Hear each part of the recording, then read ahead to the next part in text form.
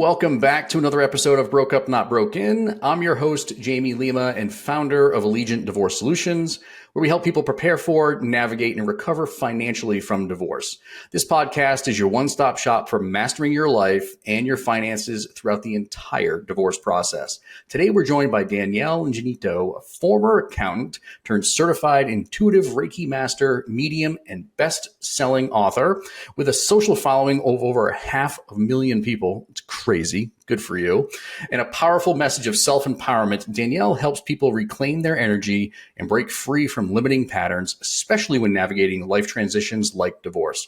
Today, we're going to explore how the energetic and emotional blocks tied to money and self-worth can be released to create financial freedom and a stronger you in your future post-divorce. So grab a cup of coffee or your beverage of choice. And once again, let's get you personally and financially empowered. Danielle, so great to have you here with us today. Thank you. I'm so excited to be here in our conversation today. Yeah, well, leading up to it, we talked a little bit about and commiserated some on our own painful experiences through the process of divorce. So if you're open to it, I'd love to hear about what that was like for you and maybe how you overcame it. Yeah. Okay. So yeah, that's kind of how this whole journey started. So that's a good start. So back in 2017, everything kind of went downhill. We had been trying to save our marriage and all of that stuff. But one night things just took a wrong turn and it was over from that. And then he was seeing someone pretty much right after that. So yeah, I was devastated. I wanted the marriage to work. We had 2 small kids. They were 3 and 6 at the time. And I had my own business at the time as well, doing QuickBooks consulting. I was a CPA, still am. And yeah, so I was devastated. I would be showing up to school crying my eyes out. Like I could not stop crying. That's all I can remember. I just could not stop crying. Everything was like falling on me. We had to sell our house. We had to rehome our dog. Like the kids were devastated. It was a nightmare. And that's kind of how I turned into this because therapy wasn't helping me. And somebody suggested an energy healer. And I was like, what the heck is that? I was like very skeptical. But I was like, you know what? At this point, I have to do anything I can to try to be there for my kids. Because if I'm good, the kids would be good. That's kind of like the mindset I had. So I went to an energy healer and that's kind of where all this took off. But yeah, divorce is hard. Divorce is hard. We both got divorced in the same year. So we have that to share. We share that as well. But I'm super interested in this because even though this is somewhat of a financial show, we'll get into some of the financial stuff later. But I'm big into the self-help stuff and more so like more of like the Eastern medicine. I've never done Reiki. I have to be honest, never done Reiki, but I'm a big fan of chiropractic and acupuncture and like all the stuff, right? Like I go to a chiropractor myself. He's an amazing person. He's the one that actually got me through my own bout with adrenal fatigue, which I asked you about earlier when we were preparing for this call. And not too many people know what that is. And that's if you've ever suffered from adrenal fatigue. I went from running 50 to 70 miles a week to not being able to walk to the mailbox during my divorce. So like it was bananas. So I got you. Any thoughts on that? I went on supplements for that because, especially as a mother and then as a single mother going through the divorce and taking care of the kids. I mean, I just was looking at pictures and I was like, wow, I was so skinny, like not good skinny. And I was like, wow, that was really hard. So yeah, adrenal fatigue I think that's one of the best things that we can focus on for ourselves. Obviously, I'm not a doctor, but I think the adrenal fatigue, I took supplements for that in order to help. And I had like a holistic doctor who I call him the voodoo doctor because like, I don't know what he does, but he just fixes you. But it's in Long Island. I'm in New York. It's about 2 hours away. But yeah, I think adrenal fatigue is a real thing. And I think that a lot of people, if you are tired, if you're stressed out, if you're burnt out, like that is majorly something to focus on. Absolutely. And I'm not a doctor either. I don't even pretend to play one on TV, but I mean, I've since remarried to an amazing woman, and this was like, I said I wanted a divorce in 2017. Divorce was finalized in 2018, and then the shitstorm kept going, right? Like because like she wasn't ready, she just wanted to make my life as painful as possible, effectively, and that just kept going, right? So my now wife had to experience some of that with me. And I think it was almost like this like you have all this buildup and emotions, and you're trying to like keep it all together and so on and so forth. And at one point, your body's like, listen, dude, or dudette, like I can't take this anymore. And you're constantly stuck in that fight or flight. Absolutely. And I that was exactly what it was. Like there would be, things would happen, right? Like something minor would happen. And for the most of us, we would have this experience like, wow, that sucks, or I'm pissed off, or like, like I'm frustrated in the moment, and you move past it, right? You calm yourself down, you move past it. There was a day, like something happened around the house one day, and I specifically remember this, that we're talking about this. And I came back to the house, and I sat down on the front porch, and I could feel my heart racing, and I couldn't get it to stop. And it wasn't really a panic attack. It was just like this adrenaline that I couldn't stop in my body. I knew at that point, I was like, wow, something is off. So we went to the doctor, and it took probably 6 months for me to feel like, back to normal again, but a ton of supplements and trying to get enough rest and just trying to meditation and trying to figure out ways to be able to control that, not staying in that fight or flight all the time. And that was, I guess that was the experience, right? It was like I had something happen. I don't remember what it was. My adrenaline spiked, and I couldn't get it to stop. Wow. It was weird. Yeah. I've had panic attacks. That sounds like a panic attack to me, like what was happening. Anxiety rushes up. I feel like, I'm an energy healer. So like to me, that's all energy coming up, right? How we don't know how to control it and stuff. But yeah, I mean, that happens. A lot of people get that. So it hasn't happened since, and I feel much better. I was 5-mile run this morning and feel great, and life is definitely different today than it was just 2 or 3 years ago. But like for those of us that are like you're going through a divorce and you have this experience, like what are some of the telltale signs that you need to start like maybe thinking about reaching out to somebody like you? Oh, definitely. Like if you are crying all the time, for sure. If you're ruminating thoughts all the time, if things are going through your head, if you're really kind of getting down on yourself, or like realizing and realizing that maybe that you're not enough, or that they left you, and just in that down negative energy, you definitely want to reach out to a healer, because we can change that negative energy into positive energy. And the other thing, especially about divorces, and I know a lot of women and probably men, we deal with a lot of narcissistic people. And I think it's very, very important to make sure that you're clearing and protecting your energy. That's why I wrote my book, It's Not You, It's Your Energy, because you need to learn how to clear and protect, especially if you're going through this divorce. You can't handle your own stuff when you have other people's stuff on you too. So I feel like you need to release everybody else's energy to understand what you're actually feeling. Because I went through all of that not knowing about that. And he was pissed off at me and I'm pissed off at him. But like some days I'm having a good day, and then all of a sudden I'm like so angry, and it's because like he's projecting energy towards me because he's mad at me. And so like all that back and forth energy just needs to be like cleared and protected, so that you're only dealing with your own energy. Because during a divorce, you have so much healing to do within yourself, because there's a reason why the divorce is happening. So that's either like you picked the wrong person, or they left you, or you left them, whatever it is. Like you've got enough healing on your own to do. You don't need anybody else's baggage coming into that. So if you feel all those kind of things and you don't know what to do and you feel like you're helpless, you definitely want to reach out to someone like me. 100%. And that one of the, you might have answered one of my questions here, but one of the questions I have for you is like, how do you maintain those boundaries, right? Like it's one of the biggest challenges I found is like managing, my expectations, their expectations, some of the financial guilt that you have, because now, things aren't as easy financially for anybody along the way. So like, what advice do you have for someone who feels bad while they're going through this of putting up those boundaries? Well, the thing I always say that people don't teach about boundaries is when I teach boundaries, we have to work on you first before you even set boundaries. Because a lot of people will set them, but the people in their lives that they're there for will overstep them. And we won't say anything about it. So it's like, it's not even worth it to set boundaries unless you know that you're worthy of setting those boundaries. So I think that even boundaries itself starts with, and you mentioned it too, like you feel bad, right? So it's like you have to work on yourself first to get yourself strong enough and confident enough to be able to set the boundaries with the people in your life, especially like who you're getting divorced from. Yeah.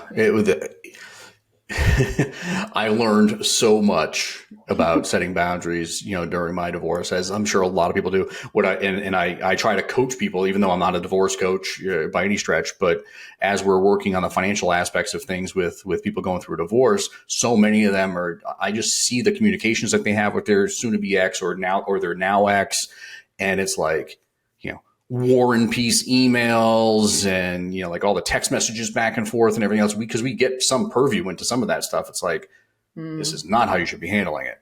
Yeah. And I think again, it's all up to us and how we handle that. And those boundaries are really, really important in order to, what a lot of people do is like when they get divorced, they feel bad, like you had already mentioned, and they give too much away to the other person, especially, I'm just going to say, especially like women, they just want to move on. They don't even care. So like they lose a lot of what they could have because they don't fight for it. Because again, they don't have that confidence inside of themselves. They kind of want to just be done with it and let go. But I think that's one of the biggest mistakes that we make because, we have to fight for what we deserve. And if our husbands are making the most money, it's like we deserve a part of that. Like we don't deserve to just be like divorced and taking care of the kids all the time and doing our stuff and struggling all the time. It's like you have to know that you're worthy of setting boundaries and also worthy of money. 100%. Great transition, because I want to ask a little bit about some of your money tips, since you are a CPA, and I'm sure you deal with, I was at a conference last week, and one of the statistics that came out was that 76% of divorces are people getting divorced mainly for money problems. Wow. 76% of divorces result in some kind of money problem. There may be infidelity, there may be the narcissistic component of it, there may be, whatever other, situation that comes up, but in some form or fashion, there are underlying money issues in 76% of divorces. Wow. So how do you blend, while you're doing the work that you're doing, how do you blend like your financial background, the experience you have there with the intuitive work to help people make better, not only money decisions, but just make better decisions overall? Yeah, there's a couple of different ways that I do that. One of them is like helping people shift their identity, and that helps you. Like I did this a couple of years ago with myself, and I'm like, okay, I'm a financially responsible person, right? Because a lot of people get themselves like, first of all, a lot of people, we have money blocks, right? And that money block is going to keep us away from the financial freedom that we want. But I have the best thing that I can do is step into a different identity. So when I started to say to myself, like, I'm a financially responsible person, I start to make decisions like I am a financially responsible person. That is the one thing that really has changed my money. And then the other part of that, of course, is about manifesting it. So visualizing it. But people don't understand with manifestation, like it's out there. I always say it's like 1.0 manifestation. We want to do 2.0, which is getting our energy on the same page as what we want to manifest. Because so many people already have money issues. That's probably why marriages don't work in 76% of them, because everybody looks at money differently.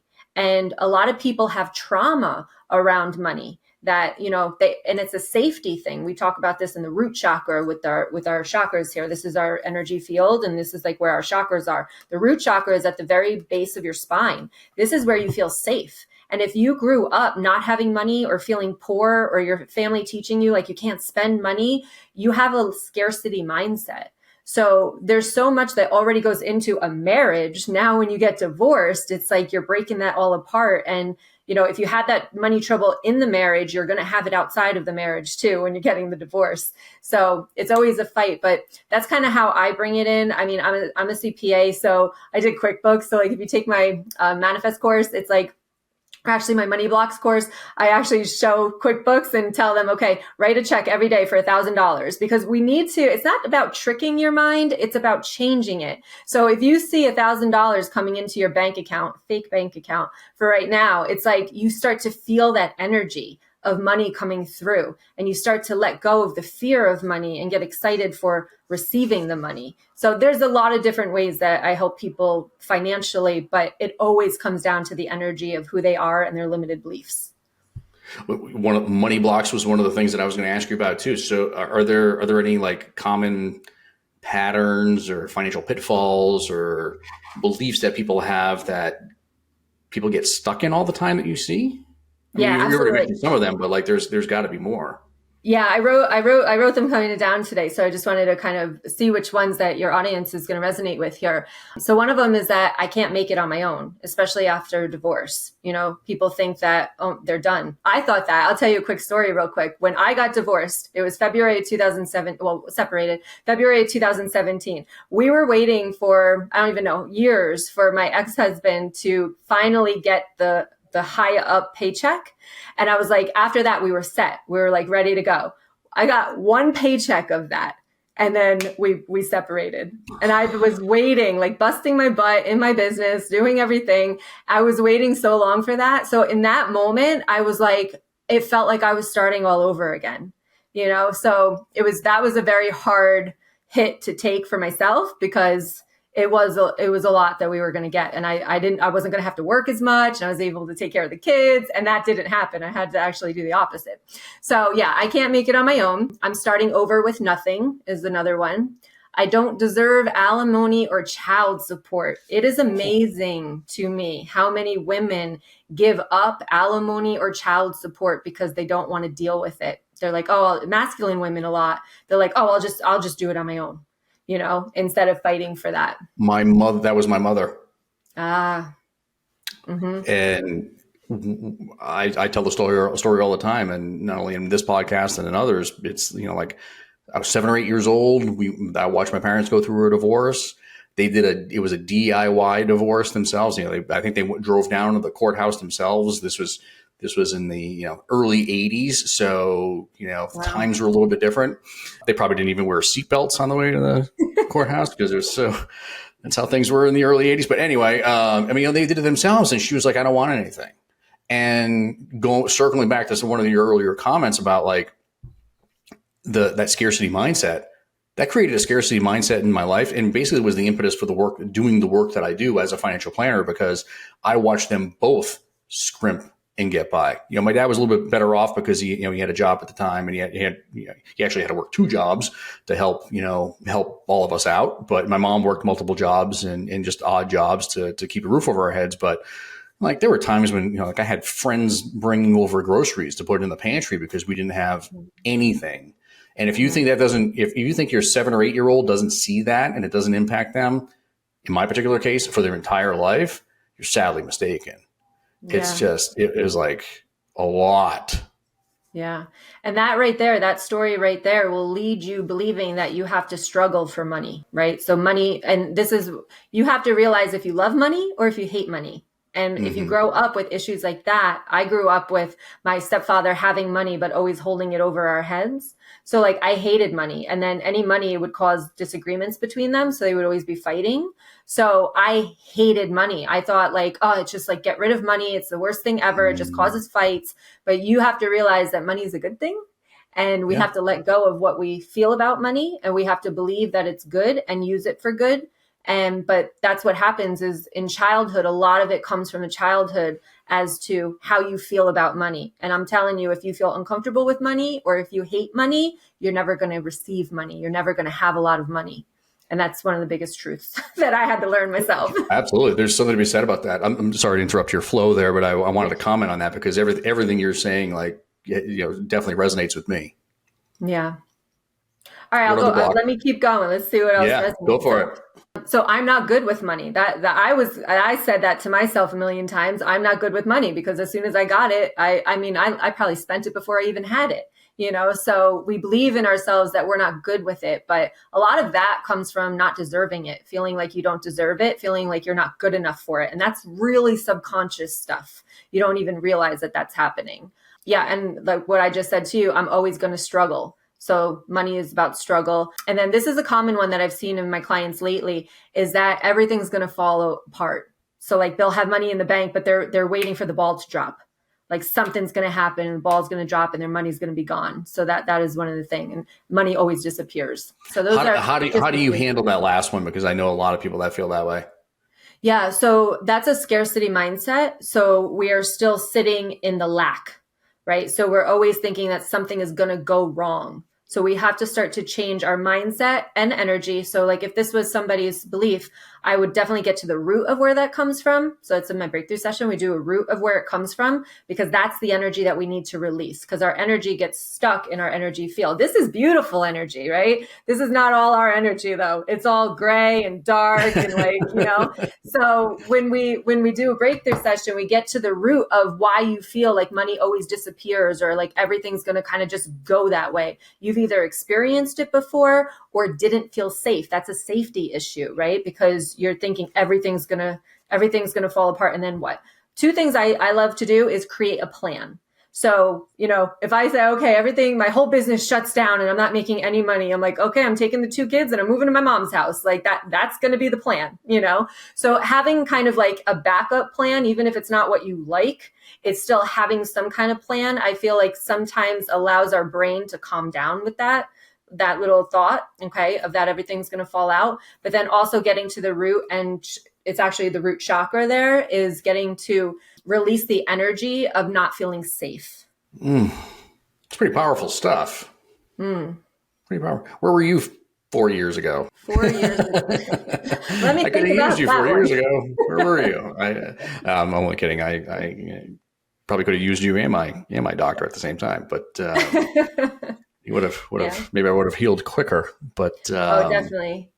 Yeah. That's awesome. Well, I appreciate you sharing all that. What I like to call this segment of our chat is the kind of the carte blanche segment here. So are there we covered a lot. We covered some of the more self-help stuff. We covered some of the financial pieces of this. Are there any questions I didn't ask that maybe I should have, or any last message you want to share with our listeners that we didn't cover? Yeah, I think one of the last ones here was to not give in to your ex's expectations, because I feel like a lot of going through a divorce, again, like we said, it's kind of like letting them have everything that they want. But I remember, I think it was more than 4 years ago. I think it was like 2020. And my ex-husband was like badgering me, that to the point I had like this most severe panic attack I ever had. And it was because I was trying to do what I wanted for me and the kids, but like he didn't agree with it. And I wasn't backing down. I would always back down. I would always say, okay, whatever. This comes from codependency, which is, seeking validation outside of yourself. And those are like people pleasers, overgivers, overachievers is also a codependent persona. And I feel like we have to stand our ground. We have to set those boundaries, because if you give in to the expectations of your exes, you're abandoning yourself. So if you abandon yourself, right, you're never really going to get to where you want to be, because you're always trying to please somebody else, or not even please, but appease. Okay. Because if you do that all the time, again, you're abandoning yourself and you're not going to get to that financial success that you want. So go after what you want. Like I'm helping one of my clients right now. I'm going to start researching Florida, because I'm like, okay, she deserves child support and she's not getting it. So what can we do to fight for it? So it's like fight for yourself in your divorce, because you can't just let your ex take everything. You deserve a lot of it. So make sure that you set yourself up for financial success, because if you give everything away, you're starting from scratch. And starting from scratch is hard. I've done that a couple of times now, right? So allow yourself to have that confidence in yourself and know that you deserve it and fight for it. 100%. And if she needs help, we work in Florida. We work in all 50 states. We work in all 50 states. Awesome. The beauty of the work that we do is that, as long as the maths in your state. So if 2 + 2 still equals 4 in Florida or Texas or Tennessee, we can still work with you. We don't have to be licensed in any states or any of that stuff. We have overarching jurisdiction over all the states. So unlike attorneys who can only work in kind of their little pocket of the world, we can work in all 50. So that's been super helpful, because we have cases all over the country, which is cool. Yeah. And I really love what you do, because I think it's so important to set people up for success. So when I got divorced, I just had a lawyer. And to be honest, I wrote my whole contract myself. So, so a lot of people don't really help you with it. They just kind of give you the standard thing or whatever. But I fought for myself in that contract. I was like, nope, we're going to do this and we're going to do this. And I fought for it. So yeah. I did end up a little bit ahead of there, but I love what you do, because a lot of people, they're not looking for the forward part of the finances when you get divorced. And that's the thing. And, and I appreciate that. Thank you for the commercial. The one thing that I tell people all the time is when your attorney is going to, pat you on the back, or gives you a hug and says, congratulations, you're divorced. It was great working with you. In many ways, that's where our job is only about halfway done, right? Because we help people through the next phase into their next phase of their life. We'll help them put their future financial plan together and talk about investment strategy and what they want to do with their investments and any money that they get from their settlements and so on. We don't just, walk away when the dust settles on it or the ink has dried, so to speak, on the divorce decree. In many ways, our job has only just begun. So, thank you for the commercial. I appreciate that. I got a question. And thank you for your time today. It's been super amazing to have you with us and to talk through this stuff. I'm a big fan, like I said, of all the, the Eastern medicine, maybe your alternative options that people have versus going to the doctor to just get some more pills from because that tends to be how things work here in Western society. But I really do appreciate you sharing all of your insights and the powerful ways that you can heal yourself and in your relationships with money, and especially as we're going through divorce and even after the dust is settled on that divorce. So for our listeners who want to explore more of Danielle's work, check out our TikTok, YouTube, Instagram. We're going to put all the links in the show notes for you, so don't worry about jotting them down now. And visit her for energy healing and empowerment resources on our website. And if you're ready to get your financial life in order during or after a divorce, we're here to help you at Allegiant Divorce Solutions. Visit AllegiantDS.com to get started. And don't forget to subscribe to Broke Up, Not Broken for more interviews like this that empower your emotional and financial recovery on into the future. Until next time.